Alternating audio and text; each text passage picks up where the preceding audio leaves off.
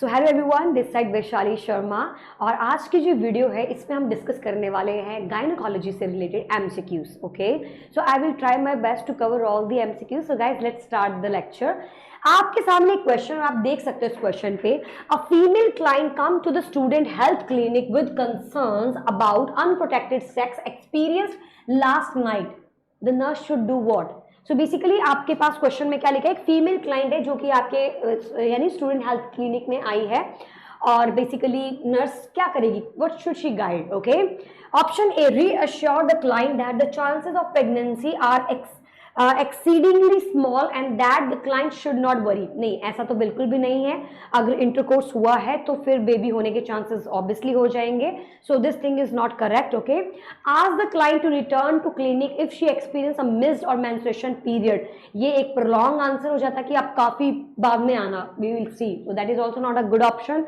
Obtain a pregnancy test on the client. हाँ, हो सकता है, बट आप सबको पता होगा कि इंटरकोर्स करने के जस्ट बाद प्रेगनेंसी टेस्ट पॉजिटिव नहीं आता है। So that is also not the correct option. Knows the emergency contraception is an option to prevent pregnancy. So basically हम उन्हें गाइड कर सकते हैं कि आप जो है वो कॉन्ट्रासेप्टिव मेथड्स ले सकते हो। और guys, according to this question the last answer like option D will be the correct answer. So let me have a cross check. Yes, emergency contraception is an option. All right, now let's move on to the another question. आपके सामने दूसरा question है, a pregnant client is making her first antepartum visit. Okay, एक जो pregnant client है वो आपके antepartum visit कर रही है and she has a 2-year-old, उसका जो 2 साल का बच्चा है जो कि 40 वीक पे बॉर्न हुआ था। तो गाइस मैं बता दूं, यहाँ पे हम जिप्टल फाइंड आउट कर रहे हैं। जी से हमारा ग्रेविडा होता है, टी से हमारी टर्म प्रेगनेंसी होती है, पी से हमारी प्री टर्म प्रेगनेंसी होती है और ए से अबॉर्शन और एल से लाइव बर्थ। जितनी बार भी लेडी प्रेग्नेंट होती है उसे ग्रेविडा बोल दिया जाता है। जो भी लाइव बच्चे हैं, जो दिख रहे हैं आपको कि हाँ ये जीवित बच्चे हैं, वो लाइव में चले जाते हैं। टर्म ऐसे बेबीज होते हैं जो 37 वीक को क्रॉस करते हैं। और पी से हमारा आ जाता है बेसिकली प्री टर्म बेबीज जो कि लेस देन 37 आप बोल सकते हो, जिनकी जो वाइबिलिटी वो लेस देन 37 वीक होती है, वो कैंडिडेट्स आ जाते हैं। ए से अबॉर्शन, यानी कोई अबॉर्शन हो चुका है या हो रहा है, उसके सिनेरियो में भी हम लोग क्या चूज करते हैं, ए। तो अब आप यहाँ इस क्वेश्चन में देखिए पता लगा पाओगे कि आंसर क्या है। अ pregnant client is making her first, यानी वो ऑलरेडी प्रेग्नेंट है, वो एंटीनेटल विजिट में आई है। इसके अलावा she has 2-year-old son born at 40 weeks. इसके अलावा उसका 2 साल का जो है वो बच्चा है, लड़का है, जो कि बोर्न हुआ था 40 वीक्स पे, यानी कि टर्म प्रेगनेंसी एक है, ग्रेविडा 1+1। ग्रेविडा भी आपका एक और हो जाएगा क्योंकि एक तो ऑलरेडी वो प्रेग्नेंट है और दूसरा एक लड़का उसका और है। एक 5-year-old डॉटर भी है उसकी जो कि 38 वीक पे, ये भी आपका आफ्टर 37 वीक्स है, तो ये भी टर्म में आ जाएगा। तो एक बेबी टर्म में और आ गया और एक प्रेगनेंसी और आ गई है। एंड 7-year-old ट्विन डॉटर, तो यहाँ पे एक बार वो और प्रेग्नेंट हुई थी और जो कि ट्विन बेबीज थे जो कि 35 वीक्स। तो यहाँ पर गाइस 37 वीक से कम है, तो एक जो है वो आपका प्री टर्म को मिल जाएगा baby. Okay, she had a spontaneous abortion 3 years ago, उसका एक अबॉर्शन हुआ था 3 साल पहले 10th वीक पे, तो यहाँ पे हमारा एक अबॉर्शन भी आ जाएगा। ओके, अगर मैं यहाँ पे लाइव बर्थ की बात करूं, क्योंकि जिप्टल निकालना है तो लाइव बर्थ रह गया। सो गाइस, आपके लाइव बर्थ कितने, एक तो ये लड़की है, एक ये लड़का है। ओके, और यहाँ पे भी इसके ट्विन बच्चे हैं, तो ये भी जीवित कितने लोग हो गए, 2। तो guys you have to give me the answer. आप प्लीज मुझे आंसर देके बताइए क्या आंसर होगा। ग्रेविडा 4 है क्या? 1 2 3 4। ओके, एक तो खुद प्रेग्नेंट है, एक उसका और एक अबॉर्शन आ जाएगा, बिकॉज एक तो वो एंटीनेटल विजिट में आई है, एक उसका 40 हफ्ते का डिलीवरी हुई थी, 38 वीक पे एक बेबी की डिलीवरी हुई थी, और एक जो है वो अबॉर्शन था। ओके, सो अगर आप इन सबको काउंट करते हो, अबॉर्शन में भी वो प्रेग्नेंट तो हुई थी, तो ग्रेविडा कितना आ जाएगा? 5। 1 2 3 4 एंड 5। तो आपके कितने आ जाते हैं ग्रेविडा यहाँ पे? 5। पी की अगर बात करें, टर्म पे कितने बेबीज हुए हैं? 2 जो बच्चे हैं वो आपके टर्म पे हुए हैं, जो कि 40 वीक है और 38 वीक है। तो अगर प्री टर्म की बात करें तो प्री टर्म पे आपका 35 वीक पे बेबी हुआ था, एक प्री टर्म है, एक अबॉर्शन है। लाइव बर्थ कितने टोटल? 1 2 3 4 लाइव बर्थ है। तो guys what will be the answer? You have to give me the answer. यहाँ पे हमारा आंसर क्या बन जाता है? We will have G5, okay, T2, P1, A1, L4। तो guys your answer will be C is the correct answer. I hope सब लोगों का C करेक्ट आंसर आया होगा।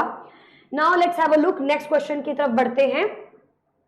नेक्स्ट क्वेश्चन आपके पास, what information should a nurse, कौन सी इंफॉर्मेशन है जो नर्स को इंक्लूड करनी चाहिए, what information should a nurse include when counselling a pregnant client, जो वो प्रेग्नेंट क्लाइंट को काउंसिल कर रही है अबाउट एचआईवी के बारे में वो काउंसिल कर रही है। सिलेक्ट ऑल दैट अप्लाई, इसमें आपको सारी बातें बतानी है जो जो आपको लगता है कि हो सकती हैं। सो गाइस यहाँ पे देखिए, risk of passing the virus to foetus, बिल्कुल सही बात है, ये बात बिल्कुल करेक्ट है।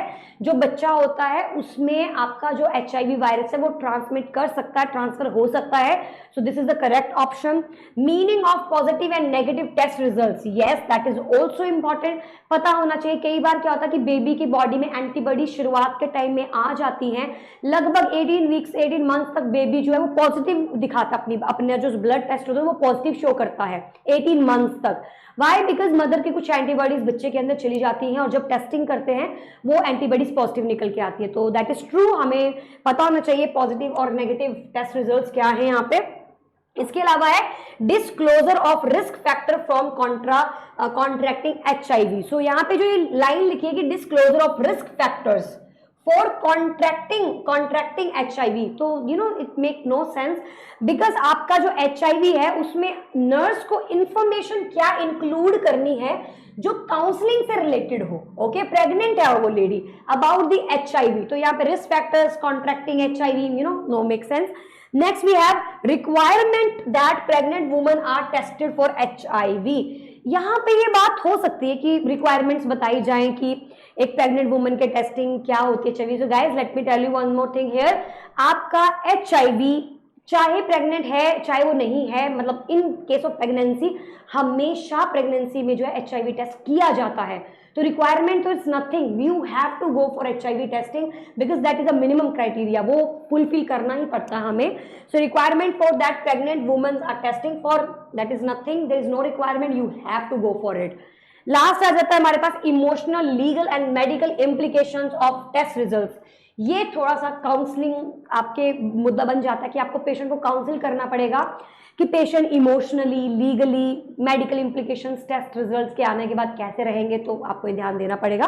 सो गाइज यहाँ पे हमारे करेक्ट आंसर्स क्या आ जाते हैं, option A, okay, option A and your option B is also correct answer because she should know that कि पॉजिटिव और नेगेटिव रिजल्ट्स क्या होते हैं। इसके अलावा हमारा जो सी है that is not correct, okay, D is also not correct and the last option is correct. I hope सब लोगों को समझ में आ गया होगा। Now guys let me go to the another question। Next जो क्वेश्चन आपके सामने है प्लीज आप इसे रीड कर लीजिए। During a client first visit, okay, during a client first visit to prenatal clinic, एक क्लाइंट है जो कि पहली बार विजिट कर रही है प्रीनेटल क्लिनिक में, a nurse discuss a pregnancy diet, एक नर्स है वो डिस्कस कर रही है pregnant diet, okay, pregnancy diet पता होना चाहिए। The client state that her mother told her she should restrict her what, salt intake, okay, उसके मदर इन लॉ ने उसे बोला है कि नमक नहीं खाना है। What the nurse best response, इस बात को मद्देनजर रखकर नर्स का बेस्ट रिस्पॉन्स क्या है गाइस। तो ये आपके सामने ऑप्शंस हैं, आपको फाइंड आउट करके बताना है कि सबसे बेस्ट ऑप्शन जो है वो क्या रहेगा, कि क्यों नहीं खाना है, खाना क्या है। So your mother is correct, आपकी मदर सही बोल रही है। You should use less salt to prevent swelling, ऐसा होता है क्या? It's not like that. Salt intake को कोई लेना देना नहीं होता है यहाँ पे, हमको उसको नॉर्मल डाइट लेने के लिए बोलना होता है, लेकिन मदर इन लॉ बोल रही है तो हम इसे बिल्कुल भी नहीं मान रहे हैं। So your mother is correct, ये ऑप्शन आपका आ गया गलत। नेक्स्ट है हमारे पास, because you need salt to maintain body water balance, it is not restricted, ये रिस्ट्रिक्टेड नहीं है। Just eat a well balance diet, हमें क्या करना है यहाँ पे, वेल बैलेंस डाइट जो मेंटेन करनी है। जबकि यहाँ पे ऑप्शन ऑल द अबव नहीं बोले, सिर्फ एक ही ऑप्शन आपको चूज करना है, तो ये हो सकता है आंसर, बट हम स्टिल बाकी के ऑप्शंस को भी देख लेते हैं। Salt is an essential nutrient that is naturally reduced by the body estrogen, there is no reason to restrict salt in your diet. So salt यहाँ पे एसेंशियल न्यूट्रिएंट है जो कि नेचुरली रिड्यूस हो जाता है बॉडी के एस्ट्रोजन की वजह से, there is no reason to restrict salt in your diet. Guys नहीं, ऐसा नहीं है। हमको एक बैलेंस डाइट लेनी है प्रेगनेंसी के अंदर। सोडियम हमें चाहिए है, हमारी बॉडी रिक्वायरमेंट मांगती है, ताकि जो थायराइड हार्मोन्स है उनको बनाया जा सके। ओके, बेबी भी है अंदर, so we have to, there should be no restriction, we have to maintain the balance diet, और हमको सोडियम रिस्ट्रिक्ट नहीं करना है। We no longer recommended that salt intake be restricted as much as in the past. However, you should not add salt to your food. नहीं, that is also incorrect. मैंने बता दिया आपको बार बार कि salt restriction के लिए नहीं बोलना है, बैलेंस डाइट के लिए बोलना है। ओके, salt के रिस्ट्रिक्ट नहीं करना है। नेक्स्ट क्वेश्चन है आपके पास, a nurse is caring, I hope you can see all the questions. So the nurse is caring for a client. Okay, एक नर्स है जो कि कैरिंग कर रही है क्लाइंट को in the prenatal clinic. The nurse note that the client chart contain the following information: blood type AB, RH negative। यहाँ कुछ इंपॉर्टेंट पॉइंट बन जाता है, तो लेट मी एक्सप्लेन यू। मैंने ऑलरेडी एक वीडियो भी अपलोड कर रखा हुआ है RH इनकम्पैटिबिलिटी के ऊपर, आप जाके देख सकते हो। सो गाइस, यहाँ पे जो RH नेगेटिव है ना, बेसिकली D नाम का एंटीजन होता है RBC के ऊपर। Okay, we have D, E, C, हमारे पास बहुत अलग अलग टाइप के एंटीजन होते हैं। जो D एंटीजन अगर किसी के ऊपर एब्सेंट होता है तो वो RBC कैसे, वो जो ब्लड ग्रुप है वो कैसा बन जाता है, RH negative. Okay, so basically यहाँ पे क्या बोला है कि serology negative, indirect Coombs test negative, okay, fetal paternity unknown, all right, the nurse should anticipate taking which of the following action। अब उसे क्या करना चाहिए? so guys, यहाँ पे क्या बोला जा रहा है कि एक नर्स जो है वो केयर कर रही है प्रीनेटल क्लिनिक के अंदर। द नर्स ने नोट किया कि क्लाइंट का जो चार्ट है वो कुछ ऐसी इंफॉर्मेशन दिखा रहा है, जहां पे AB ब्लड ग्रुप है, RH नेगेटिव है, सीरोलॉजी नेगेटिव आई, इनडायरेक्ट Coombs टेस्ट भी नेगेटिव आया है, और फीटल पैटर्निटी अननोन है। सो गाइस, इसका साफ साफ मतलब है कि जो मदर है वो RH इनकम्पैटिबल की कैटेगरी की है, और इसमें नर्स का क्या एक्शन रहता है वो आपको पता होना चाहिए। Okay, so let's see. Administer RD immune globulins, RhoGAM देंगे आप, क्या ये आप करोगे? शेड्यूल एंड एम्नियोसेंटेसिस, एम्नियोसेंटेसिस करेंगे आप ताकि पता लगाया जा सके। आई डोंट नो क्या पता करना है यहाँ पे इनको। Obtain a direct Coombs test, उसने बोला इनडायरेक्ट Coombs टेस्ट नेगेटिव है, तो क्या आप डायरेक्ट करने के लिए बोलेंगे, या फिर assess maternal serum alpha fetoprotein level. Guys, जिन जिन को इस क्वेश्चन के अंदर डाउट हो रहा है, कंफ्यूजन है, उसका कारण क्या है? Lack of knowledge, lack of knowledge about direct Coombs test, lack of knowledge about alpha fetoprotein levels. मैंने ऑलरेडी इसके ऊपर लेक्चर बना रखा है, आप लोगों को पता होना चाहिए कि अगर किसी लेडी का RH फैक्टर जो वो नेगेटिव आता है, या फिर जो लेडी है उसकी सीरोलॉजी नेगेटिव आ रही है, तो डायरेक्ट आपको Coombs test, sorry, indirect Coombs test negative करने पे क्या करना पड़ता है? आपको पेशेंट को रोहोगम देनी पड़ती है। Okay, so the answer will be 1, that is your that is will be the administer RHOD immunoglobulins, RhoGAM आपको पेशेंट को देनी पड़ेगी। That is the correct answer. All right, and what is your homework? You need to make sure, आप please जाके lectures check कीजिए about amniocentesis and serum alpha fetoprotein. ये किस लिए काम आते हैं, क्यों किया जाता है, इनका कोई रिलेशनशिप नहीं है RH के साथ। All right, next question, question number next what we have, a primigravida woman at 28 weeks. Okay, एक प्राइमी ग्रेविडा वुमन है, 28 वीक गेस्टेशन है उसका, 28 हफ्ते। Okay, take a 3 hour glucose tolerance test. Alright, tolerance test लिया है। The result indicate a fasting blood sugar at 100 mg पर DL। तो उसके जो टेस्ट रिजल्ट है उनमें क्या है कि जो फास्टिंग शुगर थी वो 100 mg आई है, जबकि नॉर्मल 70 to 100 mg है, तो 100 mg आया पेशेंट का। And 2 hour post load blood glucose, और कुछ देर 2 घंटे के बाद पोस्ट लोड के बाद उनका जो शुगर का लेवल है वो 300 mg पर DL आया है। विच of the following nursing diagnosis should be considered the highest priority is this time. इस वक्त जब आपकी जो फास्टिंग थी वो 100 थी, पोस्ट जो थी वो 300 थी, अब आपकी हाईएस्ट प्रायोरिटी क्या बन जाएगी? Option number A, potential impaired family coping related to diagnosed of gestational diabetes mellitus, option number A, या फिर potential non compliance related to lack of knowledge, okay, और lack of adequate support, या फिर आपका यहाँ पे आंसर आ जाएगा potential for altered, okay, potential for altered parenting related to disappointment, या फिर ineffective family coping related to anticipatory grieving. So guys, यहाँ पे जो आपका आंसर है, आप प्लीज सोच के मुझे बताइए आंसर क्या बनाओगे आप। ओके, तो ये चीजें आपके सामने है। 28 वीक गेस्टेशन है, 3 घंटे 3 आवर ग्लूकोज टॉलरेंस टेस्ट किया है, शुरुआत में रीडिंग 100 mg आई है फास्टिंग पे, पोस्ट लोड ब्लड ग्लूकोज के बाद 300 mg पर DL आया है। विच of the following nursing diagnosis should be consider the highest priority इनमें से? पहला था GDM बोल दोगे आप इनको, या तो डायग्नोसिस, ओके, एंड या फिर potential non compliance related to lack of knowledge and lack of adequate support system, और potential for altered parenting related to disappointment, या फिर ineffective family coping related to anticipatory grieving. So guys यहाँ पर आपको answer मुझे बताना है। It's like little bit tricky, आपको यहाँ पे थोड़ा सा सतर्क होकर जो इसका आंसर है वो देना है। पोटेंशियल नॉन कंप्लायंस, इतना कॉम्प्लिकेटेड नहीं है, all right, related to lack of knowledge or lack of adequate support system, okay, because that is all good. Which of the following nursing diagnosis should be considered highest?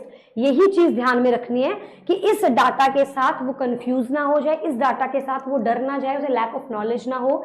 तो guys आपको ये ध्यान में रखना है। GDM तो ये है ही नहीं पहली बात तो, that's why. Next question number, इसका आंसर है आपका option number B, okay, option B is the correct answer. Next question there is in front of you. A woman come to the physician office for a routine parental checkup at 34-week gestation. A woman comes to the physician office for a routine parental checkup at 34-week gestation. Abdominal palpation reveals the fetal position as right occiput anterior. Okay? तो एक woman है जो कि physician के office में आई है routine parental checkup के लिए at 34 week gestation, okay. Abdominal palpate किया और रिवील करते हैं और पता लगता है कि फीटल की जो पोजीशन है वो राइट ऑसिपिटो एंटीरियर है, यानी कि right, okay, this is my right hand, right occipito anterior, so this is right side, so right, okay, so this is right and this was yeah, so right occipito anterior, ये position है उसकी, right occipito anterior, alright, 34 week station पे। at which of the following site would the nurse expect to find the fetal heart rate? अब आप खुद बताओ, fetal heart rate back पे सुनने को मिलती है। so this is my right hand, this is my right occiput और anterior। अब बच्चे का अगर सर इधर है और मदर भी इधर है तो बेबी का जो हार्ट रेट है वो आपको कहां सुनने को मिलेगा? बैक साइड पे, बेबी के बैक साइड पे सुनने को मिलेगा, right. So guys, below the umbilicus at the mother's left side, below the umbilicus left side सुनने को मिलेगा, या फिर below the umbilicus on the mother's right side, या फिर अम्बिलिकस के नीचे और मदर के राइट साइड ही सुनने को मिलेगा, या फिर above the umbilicus on the mother's left side और above the umbilicus on the mother's right side. तो आपको मुझे बताना है कि कहां पर सुनने को मिल सकता है।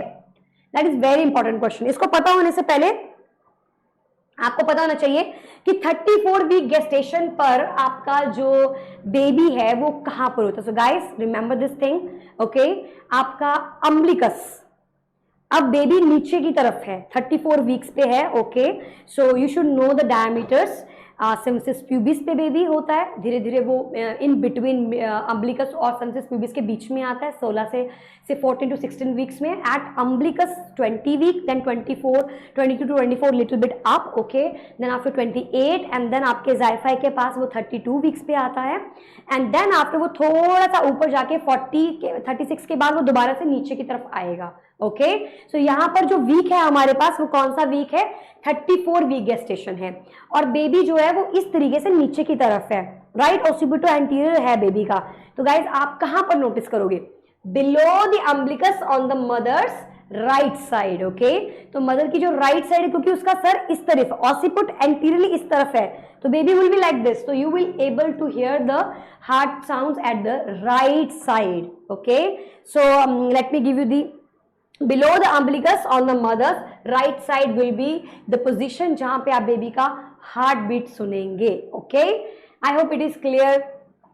बस आपको इतना ध्यान रखना कि एब्डोमिनल पाल्पेट करने पे fetal position right occipito anterior है, राइट साइड ऑसिपिटो एंटीरियरली है। तो कौन से साइड पे nurse expect the find the fetal heart tone, okay. तो राइट साइड ओनली, वो भी अम्बिलिकस से बिलो, नीचे की तरफ। Next question, the nurse is preparing to administer a tuberculin skin test, okay. तो एक मदर प्रिपेयर कर रही है tuberculin skin test to a pregnant 26 year old client, okay. तो 26 साल की जो वो एक प्रेग्नेंट लेडी है जिसको ट्यूबिकुलिन टेस्ट जो है वो किया जा रहा है। The nurse knows which of the following statement about the tuberculin test is true. Tuberculin test क्या होता है, हम इसे ट्यूबिकुलोसिस के लिए करते हैं, and this tuberculin test is basically we will measure the diameter of the tuberculin, okay, if it is like 15 or like less than 15 तो changes हो सकते हैं कुछ diameters में। हम 48 to 72 hours के लिए patient को वापस भेज देते हैं घर, और after 48 to 72 hours we ask the patient to come, ताकि उसका जो result है वो हम देख सके, और result पे देखने के बाद हम जो induration है, जो स्किन का जो सर्कल बनता है उसे चेक किया जाता है और फाइंड आउट किया जाता है कि पॉजिटिव है या नहीं पॉजिटिव है। Okay, so guys what you will see, so the test should not be administered during pregnancy. नहीं, ऐसा कुछ भी नहीं है, आप प्रेगनेंसी के दौरान भी इसे करते हैं। जिन जिन फीमेल्स को ट्यूबरकुलोसिस होता है इन प्रेगनेंसी और एड्स इन प्रेगनेंसी, तो हम ट्यूबरकुलिन टेस्ट करते हैं।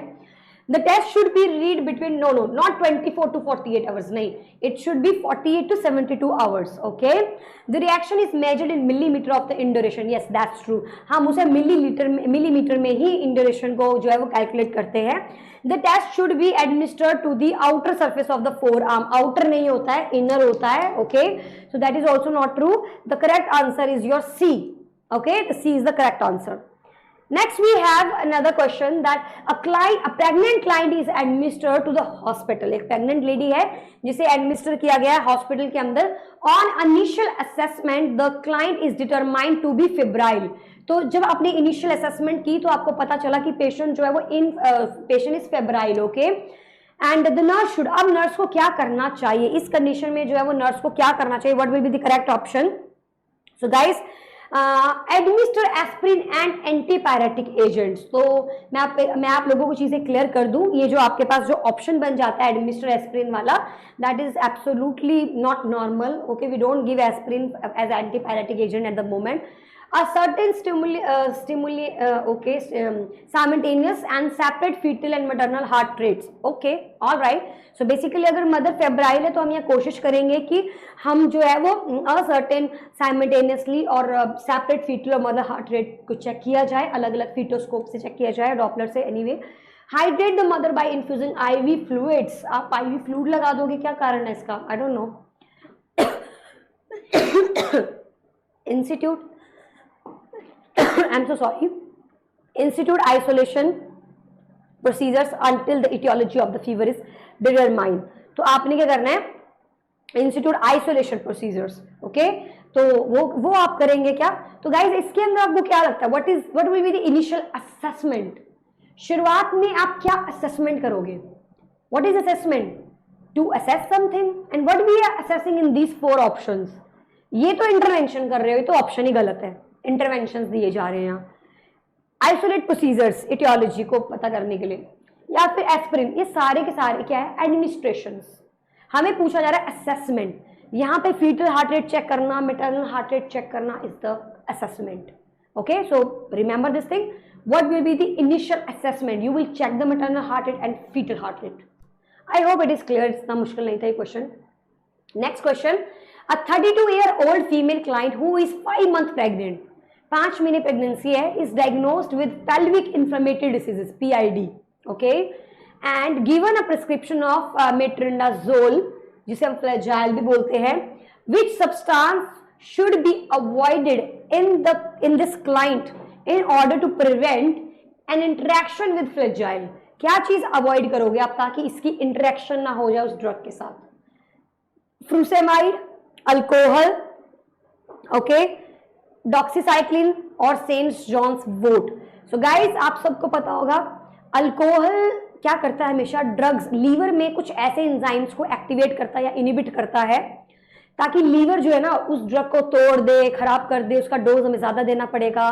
Smoking, alcohol, you know such kind of things they do. तभी पूछा जाता है कि आप अल्कोहल लेते हैं, अगर वो कंज्यूम कर रहा है अल्कोहल तो जो दवाई आप देने वाले हो उसका डोज आपको बढ़ाना पड़ेगा या कम करना पड़ेगा। तो इट बेसिकली इंटरैक्ट। तो आपका यहाँ पे जो अल्कोहल है that will be the answer, because alcohol will interact this drug.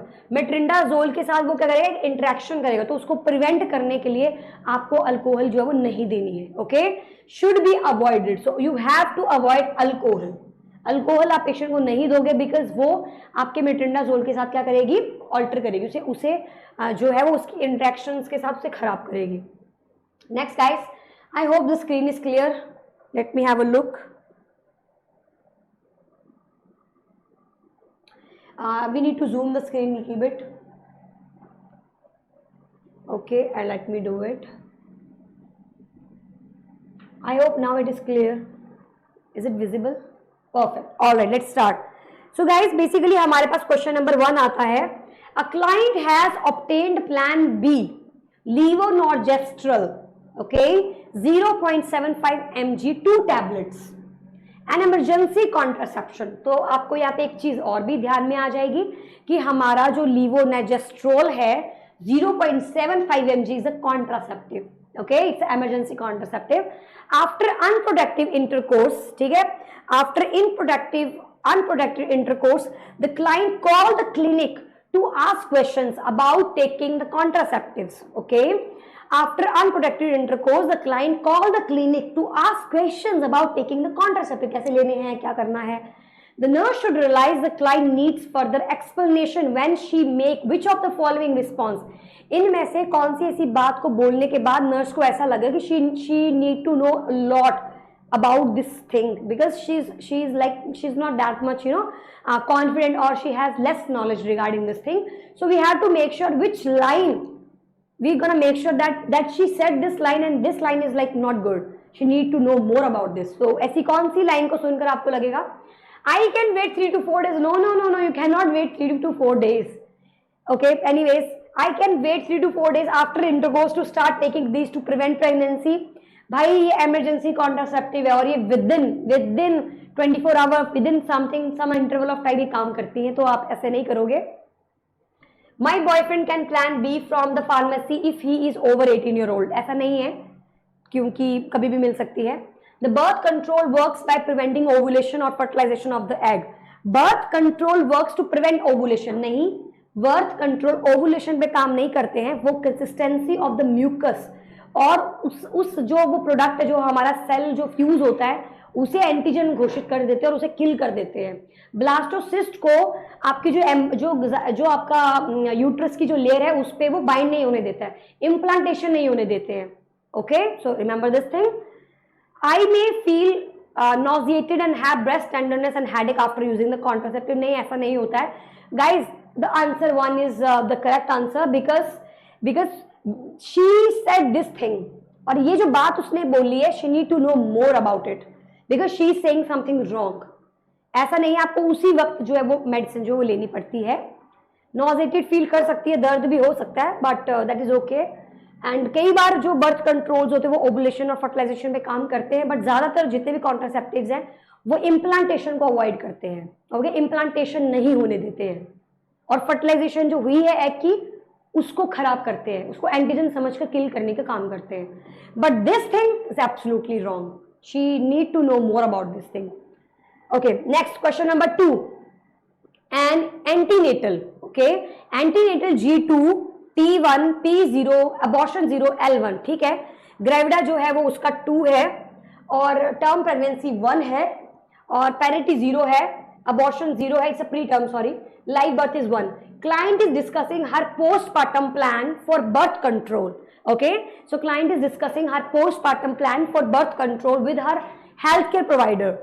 In analysis जब किया है, available choices, which of the following factors has the greatest impact on her birth control options. तो आपके पास आंसर क्या आ जाते हैं?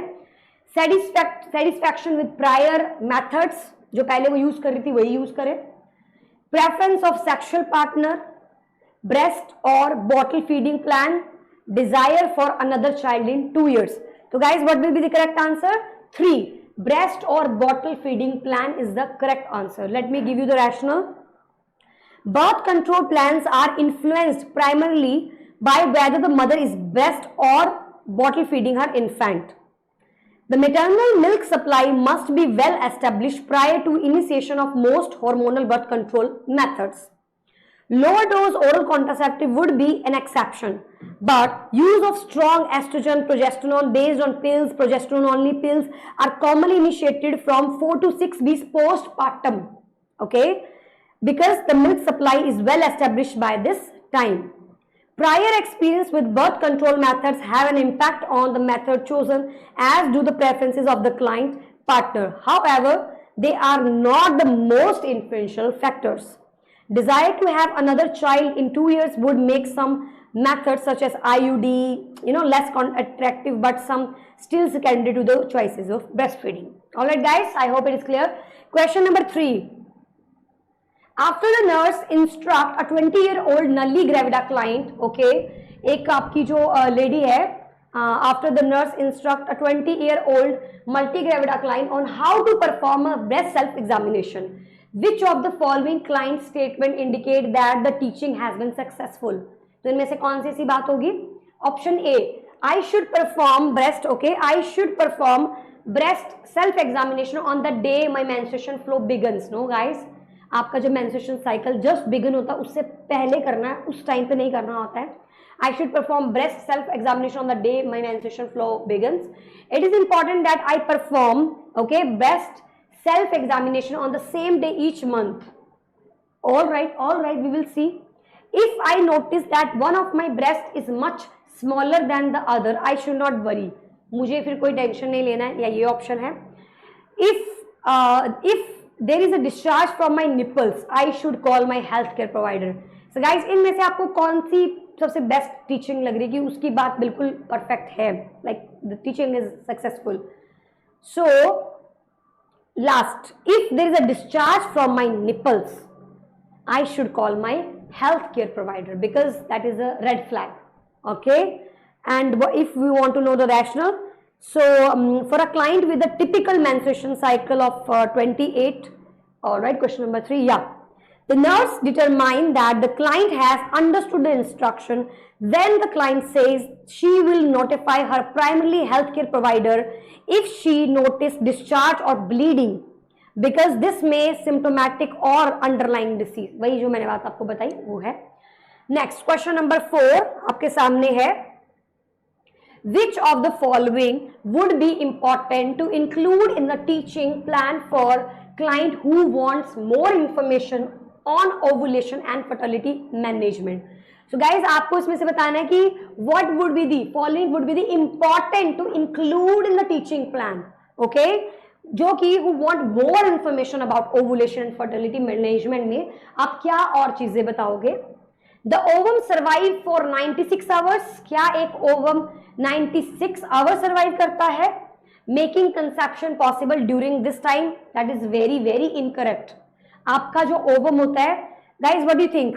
96 hours? Please mention कीजिए comment box में, आपको time मुझे बताना है. The basal body temperature fall at least 0.2 Fahrenheit after ovulation has occurred. थोड़ा सा टेम्परेचर गिरता है या बढ़ता है, यह आपको मुझे कमेंट बॉक्स में बताना है. Ovulation usually occur on the day 14, ये थोड़ी सही बात बोली है, plus or minus 2 days, absolutely, before the onset of the next menstruation cycle. बिल्कुल सही बात बोला इसने ये. Most women can tell they have ovulated because severe pain and thick and scant cervical mucus. Most women can tell they have ovulated. बहुत ही कम लोग होते हैं जो पता लगा पाते हैं कि उनका ovulation हुआ है. ऐसे सिम्टम बहुत ही कम लोगों को पता चलते हैं. Okay, so now let me give you the correct answer. The correct answer will be 3, and let me give you the rationale. For a client, okay, for a client with a typical menstruation cycle of 28 days, ovulation occur usually on the day 14 plus 2 minus 2, okay, before the onset of next menstruation cycle, stated of another way.